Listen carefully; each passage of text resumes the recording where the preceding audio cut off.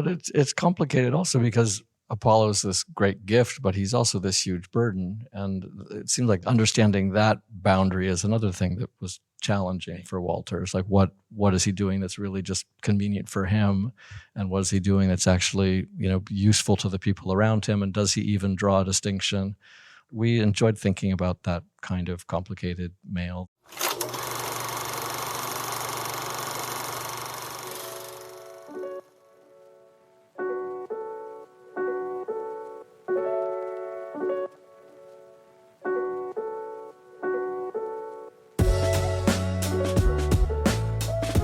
Hello, and welcome back to The Director's Cut, brought to you by the Directors Guild of America.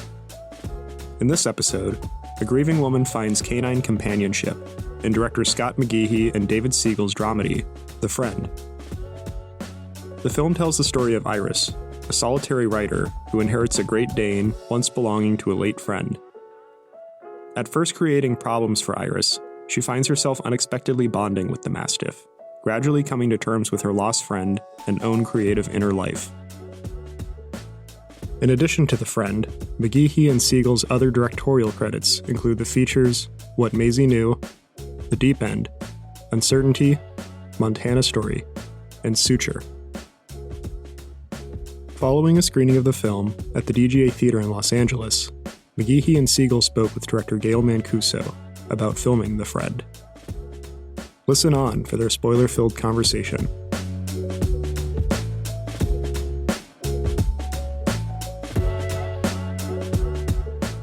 Amazing. Thank you very much. Amazing movie. Isn't it great? Thank you. Who loves dogs here? Great audience. So David and Scott, great job. Great job. Thank you. I saw the film last night, and it stayed with me today, and I kept thinking back, of all the themes that were resonant, and I just think it's a very powerful film. So congratulations. Thank you, Gail. Thank you. Yeah. So let's just get right to it. I think it's so well written.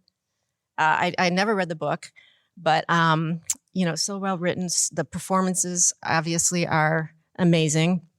And let's get to it. Naomi Watts. I mean, how great was she? I mean, how did you cast her? Were you thinking about her when you were writing it, or? We weren't.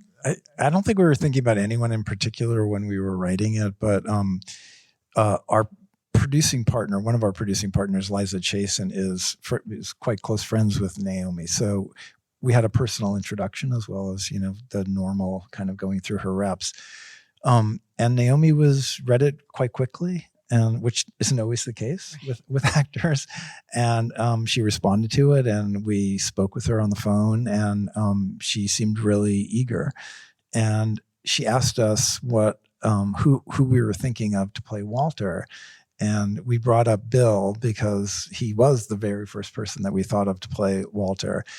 And which she got very excited about, but then became self-conscious about because she's like, "Oh, you're not expecting me to call Bill," because she knew that we had brought up that she had been with Bill or played with Bill in a movie called a lovely film called St. Vincent. But as soon as we hung up, she immediately called Bill or reached out to Bill, and that provided a really easy segue to Bill. And that's why we gave her the job. Oh, this great segue. Well, let's talk about Bill for a minute. I mean, he's very limited on screen, but we hear his voice off screen, with his words and stuff. But yet, in between, his spirit is always there. And I don't think any other actor could have resonated so much and really carried the film all the way through. I mean, that's what we were thinking about a lot, is that because he is off screen so much, and yet you need to never forget who it is that has left this gaping hole in everyone's kind of life. You just need somebody who's got that kind of presence. But also, I mean, like Naomi, and with both of them, we thought about this a lot. We needed someone who could keep this material that could go quite heavy and kind of dark to give it a lift kind of that would help us kind of cope with the heavy themes. And both of them have that talent, to kind of keep a kind of sense of humor, even when they're talking about stuff that's hard. Well, let's talk about that for a second. I mean, the subject of suicide, and you did handle it very well. I thought it's such a delicate subject, and a lot of us are touched by having that happen in their lives, or having friends or family or whatever. And I thought it was really interesting that you never really went into the how it happened, or really even the why. But why? I mean, we really took our cue from Sigrid Nunez, from her book, her beautiful book, which, you know, actually won the National Book Award in 2018.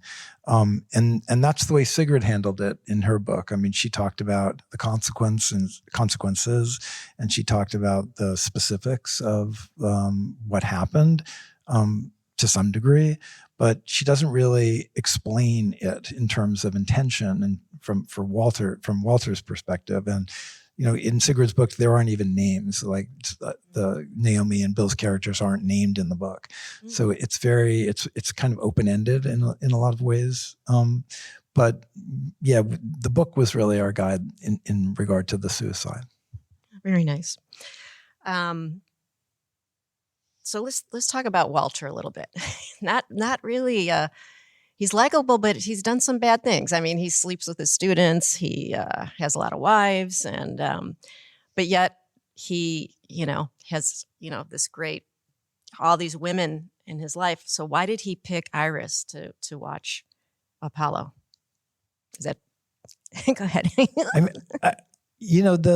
we hope that what gets communicated to some degree is that ineffable something that happens between people where you feel a kind of communion or connection to someone, and it's inexplicable to some degree, and yet you feel it and you live it. And Iris, Walter, as you're saying, is a particular man of a particular age, and we tried to not turn away from that, but at the same time represent that he was a charmer, and he was loved, and he expressed love to all of these different people in his life in different ways.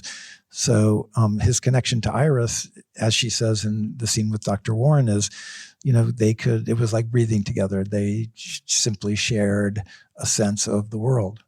But it's complicated also because, I mean, Apollo is this great gift, but he's also this huge burden. And it seemed like understanding that boundary is another thing that was challenging for Walter. It's like, what is he doing that's really just convenient for him? And what is he doing that's actually, useful to the people around him? And does he even draw a distinction? We enjoyed thinking about that kind of complicated male that I think, all of us have experience with. But yeah, very, very good. Well, let's talk about the other casting. Let's talk about Apollo. So how was that casting session like? That was extended. I'm sure. Can you tell us a little bit about it? It started with a trainer. We reached out to Bill Berloni, who is the trainer in the movie. And, we thought we were going to be making this movie in the spring of 2020. And we started looking for Apollo in the fall, winter of 2019.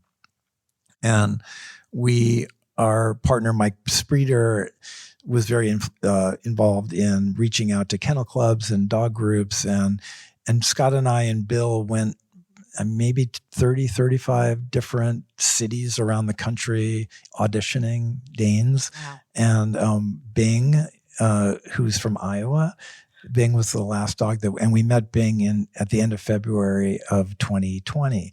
And we all know what happened in March of 2020. And that brought the movie down for the first time. So we thought we were going into production in March of 2020. And the one catch with Bing, because we met Bing in Iowa and we all felt like this was the dog. But Bing was 2 when we met him, and he still had a little bit of that extra bounce that younger dogs have. So the 4 years that we needed to wait to make the movie, he aged, beautifully into his role.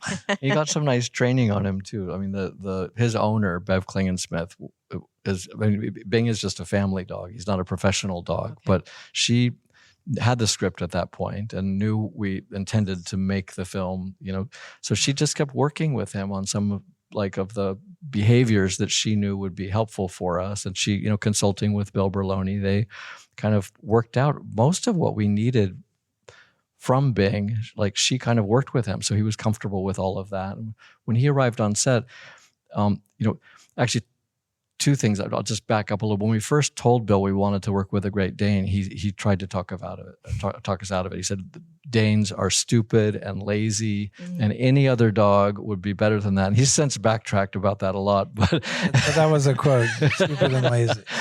But when he met Bing, he could tell this was a special dog. And as he got to know Bev and saw the work she was doing with Bing, he also changed his mind about, typically when he works with a dog, he keeps the owner off set. And it's just the relationship he wants to build is between the dog and the actress and the dog and him. And everyone else on set isn't allowed to touch the dog. No one else makes friends with the dog. It's just supposed to be this very kind of triangular relationship, so the dog knows who to look at. And when he got to know Bev and saw the relationship that Bev had with Bing, he changed his mind about that very wisely and brought Bev into the process. And Bev was on set behind camera for every setup. And if we needed to adjust Bing's eye line just slightly, we'd just move Bev. And the dog would follow. He was so in tune with what she wanted. All he wanted to do was make her happy. I mean, Bill was really great, but Bev was really the secret sauce. Bev was Bev was the one who really trained Bing, and Bev was the one who Bing really responded to. So, I mean, there were, as I've said, we were just in Iowa for a special screening in Iowa with Bev and her people, and Bill Murray. Bill Murray was actually there, and I, as I said then, and I've said repeatedly, there's no movie without Bev.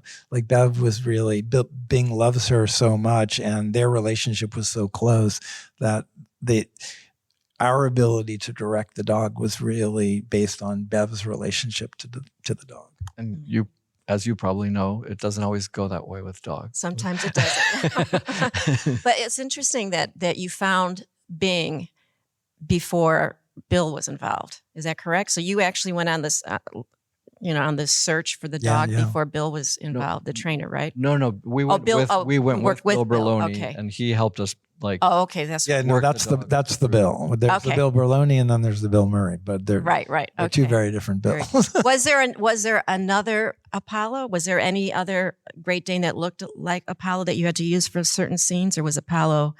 There is one shot in the movie that isn't Bing, and it's the shot where he's limping on the beach. Well, that was my next question. That's the one. That's the one shot in the movie that isn't Bing, and it's an older dog that does actually have some arthritis. That's amazing. And but other than that, it's Bing in the entire movie. We actually carried a photo double for Bing through the whole picture, but we never used it. He was a good photo double. He looked just like Bing, but he didn't have Bing's star quality, I would say. Amazing. So tell us what was your favorite part of making this movie, and what was your least favorite, or what was the hardest, what was the least hardest, or what are your favorite memories? Just give us the good and bad. Give us the dirt. Well, there's a. You have some dirt, Scott? I want to start with dirt, but or I should say the dog poop. No, I was just the scenes we shot on the beach, for the end of the movie. We shot them near the end of the movie, but it was hard to find that location, and our locations team were great, and they found that place that was in the production zone. So we. Right. Went out there and shot for 2 days. It's Center Island. Okay. And that house was kind of the only house like it on Center Island, and it's not like that anymore. Actually, they renovated it right after we were finished. But the time we spent out there, we shot. It was a winter movie, and there was a lot of kind of cold New York street stuff, and the sun just opened up for that couple of days we were out there, and it was just so beautiful. And it just kind of was this kind of beautiful moment of peace and beauty and light while we were out there. And it's just what we needed. We knew the movie's ending needed that feeling, but the weather just cooperated, and we had such a kind of It wasn't really the idol that Scott's describing, but we worked on it. That's beautiful. Are we happy that the dog didn't die at the end? Yeah. I think I have to introduce someone who's here because we're in the DGA theater. Our amazing first assistant director and invaluable collaborator, Mike DePuzian, I think is here. Mike, are you here? There he is. Yep, there he is, right there. The Hey, greatest Mike. AD we've ever worked with. Yeah. Nice. So I was going to ask about scheduling with the dogs. Is there any, I should know this, but was it hard to, I'll ask you guys, but I'm looking at Mike, but was it hard, because he was, you could tell like certain scenes that, obviously you shot above the waist. We made the was, decision to, yeah. we scheduled, this was for various logistical reasons, but a lot of our exterior street stuff was shot at the head of the schedule. So, and that was, that worked out fine, but taking the dog out on the street right before we had really begun to sort of know what to do with him presented certain kinds of challenges. But it was that kind of thing with Bing where we had to, continually think about like what he was going to be doing in relation to our other actors and our other actors' schedules. There was some kind of rejiggering in the schedule continually through the shoot. Sure. So what was maybe the hardest part of filming? Or maybe you don't want to share it, but is there anything you'd like to share with our members? I've talked about the scene where Bing, this is what I thought it seemed like it was going to kind of break us, was the very first night that Iris has the dog. He gets off the bed. She's laying on the floor on her air mattress and she doesn't know what's going on. And the dog prowls around her and then gets on top of the bed and sniffs her. And we shot that the day before we were to wrap. The interior of the apartment was a build. So it was a set. And we were running out of time quickly in terms of what we needed to do to finish the movie. And that was near the end of the next to last day. And when we got to it, it seemed like we didn't have enough time to do it. And there was a moment where in finally sort of figuring out the plan that it felt like that wasn't going to happen. But then we began to shoot it. You can imagine that was all shot with a Steadicam. So the Steadicam operator was pulling Bing around her. And as soon as those images came up on our monitors, we're looking at little handheld monitors as that's going on. It really it felt like the movie or felt like the book to us to some degree, because in the book, Sigrid describes that first night that he does this very thing. He prowls around her and gets on top of her. And I think the way she describes it, he puts his door knocker sized paw on her chest. And that stayed with us. That moment was really something that we really thought about a lot when we were writing the script. So to have that moment that felt kind of undoable for a second and then feel realized as we were doing it, that was really a really gratifying experience. Oh, that's wonderful. I have a worst That's a good rep worst gift. moment. But Okay. Well, good. I've racked my Spill it. brain. So the dachshunds I was just going to ask about that. had a very simple job to do. There were two of them because one was supposed to be calm, one was supposed to be yappy, and their job was to come in and sit on the sofa while we shot some long shots. And these dachshunds were so wound up by being on set or so whatever that they couldn't sit on the sofa. As soon as the trainer would turn around, this wasn't Bill Berloni, it was a kind of the dachshunds owner trainer. As soon as she would turn around and leave the set, the dachshunds would follow her off set. And Bill Berloni had arranged for these dachshunds, so he felt sort of responsible for it. So he had his head in his hands about this.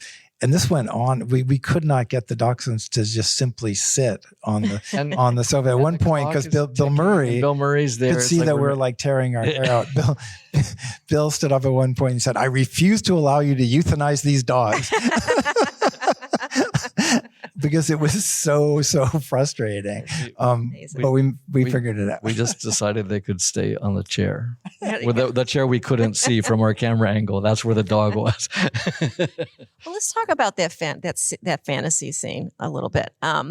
So was that in the book, or is this something that it is in the book? Yeah. The book is divided, instead of chapters, it's parts. So that is called part 11 in the book, and that became our shorthand for that scene on set. It was part 11. Okay. But yeah, that's very much in the book. I would say it's more open-ended in the book, or maybe more unsettling in that when you get to that part in the book, it so undermines the kind of narrative that you kind of wonder if the dachshund is the real dog, and you've been reading 10 parts about this amazing Great Dane, and that's a fantasy. And and then there's just a short kind of ending after that, as with our film. But so we decided for a film, we wanted to nail that down a little bit differently. Well, when we met with Sigrid for the first time and we asked her about part 11, because we said where is the kind of ambiguity of that? And she's like, oh no, people have asked me that. Like, of course it's the Great Dane. But we thought it's a really pleasurable ambiguity in the book, but we just thought, like, in a movie that would undermine your kind of emotional, like, kind of foothold too strongly. So we nailed it down a little bit better. We put Walter's ashes in the scene with Walter, for example. Like, she didn't give you strong clues like that what was going on. Right. Oh, very good. Very good. Interesting. And also is like one of the lines that comes up a lot is what's going to happen to the dog. And I found that was very, very poignant, because it's, I'm sure that it's a metaphor for other things too, right? But can you speak to that? Well, even more generally, the voiceover, the book is it's kind of an interior. There's an interior voice, Iris's voice. But as I said earlier, she's not really named in the book. But she is sort of talking to Walter through much of the book, and then, as with the movie, slowly over the course of in the last third of the book, she begins to talk to the dog, first to us and then to the dog, and that's where the idea for the voiceover in general came from, because most of the voiceover is really directly from the book. It's the narration in the book, and part of that came from. Sigrid's voice, if you read her other books as well, is so distinct. It's funny and irreverent, and she's a beautiful writer. And we really wanted to preserve the feel of that. And we had never had a voiceover in a movie before of any note. And that's where the idea for that came from. But the idea of what happened to the dog, as you were saying, that the open-endedness of that question seemed to us like it helped to kind of underscore her own, exploration of her grief and her sorrow and her friendship. Right. It's beautiful. So let me ask you, if you don't mind, your co-directors, very, very successful. And a lot of us are singular directors. Tell us how you work, and what makes you as co-directors work so well. So I just want to say, I believe we are the longest. I think we have the longest co-directing career of any filmmakers in the DGA, or maybe in American film history. Amazing. We've been at it a long time. We've been sharing that credit since. Yeah, I say that because I'm not sure, and I hope someone will raise their hand and tell me I'm not that we're wrong. But I think that's true, and we've been sharing the credit since our first short films, really, but since our first feature, Suture, which came out in 1994. And the Coen brothers, who have been at it longer than us, didn't used to share the credit. So maybe we started out as a technicality, but I don't think they're directing together anymore. So I think maybe we'll, just through longevity, we may pull it off. But. So how does it work? Is it like I know you act as one, but like, is one person stronger in giving the actors notes, or is it, or post production? How do you feel it that really is like a rock band? How does it? Don't break up ever.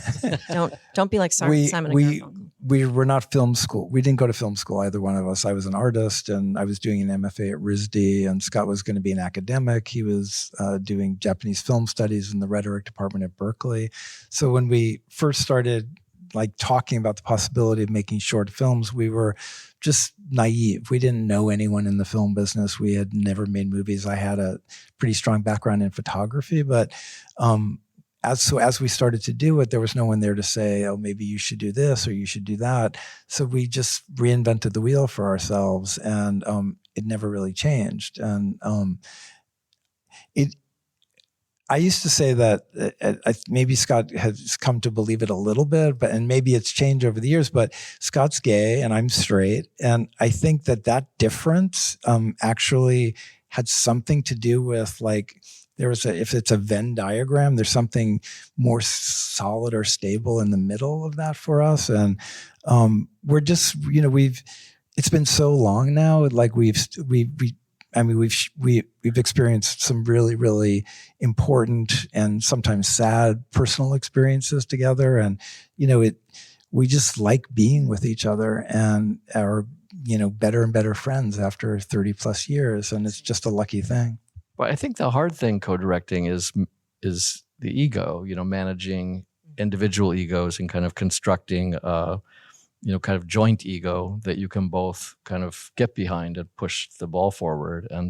And that's just a kind of lucky thing. I mean, I think that's where, like, we don't have ego conflict in the way that a lot of friends might trying to do this together, I think. So, I mean, we prepare together and we rehearse the actors together, and obviously we write together. On set, our roles are a little bit different, but mostly we just do it together. So what are your set rules? How's it different? I mean, I tend to call cut and action and drive the set a little bit more, but only in a kind of a logistical way. Like, we're both consulting with our director of photography and both, with the other heads of department. And it really is, it's just a purely collaborative experience. Well, I think it's got to be nice, actually, to be able to bounce ideas off of each other and be creative and, like, not always agree, have disagreements, but figure out, like, if you're stuck on something, you have somebody to talk to. I always was somebody to blame. Yeah. Well, I always hope that I always had this idea, like, I wish the DGA had a 1-800 number for us directors who are in our hotel room by ourselves again, alone, trying to figure out, how am I going to block this scene tomorrow? What am I going to say to this actor? What if he doesn't show up on time? What am I going to, I wish I could just call somebody in the middle of the night, and you guys can do that with each other. I mean, I think there are directors who have producing partners who work very closely with them that way. And we have each other, which is, I mean, I think we both feel like we think, like, how could you do it alone? Like, it would be so difficult alone. Yeah, no, it is great that way. Like, when we're during production, we're together every minute of every day, except when we're sleeping. It really is just like constantly having somebody right at your side. And I think there's always someone who can answer a question that needs answering on set. They're like, we have twice as many access points, I think, for our crew. No, absolutely. We learned early on when we were making Suture, our first feature, that because of course we disagree sometimes about things, but we do not. But if we aren't seeing things completely eye to eye, we tend to take it off set, because we on Suture we realize that if we talked about it, like, on set, like around other people, then people started, like, offering opinions in a way that, like, just made it much more difficult. So we'd say, well, never fight in front of the children. That's great. I love that. I wanted to talk a little bit about the music of the film. I thought it was right from the opening, like, how did you land on the music, and who was your composer and everything? Thank you. Our editor, Isaac Hagee, is really talented with music, I think, as a starting place. He's like when he shows us a rough cut, there are always a lot of musical ideas that, are a great launch point. I would say with this film, the thing we were really focused on is to give it, as a New York movie, we had a lot of ideas about what a kind of a romantic New York filmic kind of atmosphere might be. And we thought music could be a really big part of that kind of give us a New York that felt like a New York that we live in, but also kind of New York of our imagination, which is, honestly part of the New York we live in as well. Right. And a lot of those New York movies, the way they use the Great American Songbook, or the way they use, a kind of, jazz adjacent kind of score for Lift. And like we were focused a lot on that sort of thing. And that's the kind of conversations we had with our composers, Jay Wadley and Trevor Grekus. Nice. In the opera stuff, when we were writing, we just sort of happenstanced upon the kind of, we thought it was a little bit, those kind of bass arias in relation to Apollo's face, the face of a giant dog. Right. There was humor and pathos to it at the same time. And so that's where the opera stuff sort of came from. That was very fitting and beautiful. Let's give a hand to David and Scott and the beautiful movie they made. Thanks for listening to another DGA Q&A. The Director's Cut is available wherever you listen to podcasts. And please share, subscribe, rate, and review. We'd love to hear your feedback, and you can help fellow film buffs find the show. Thanks again for listening, and we'll see you next time. This podcast is produced by the Directors Guild of America.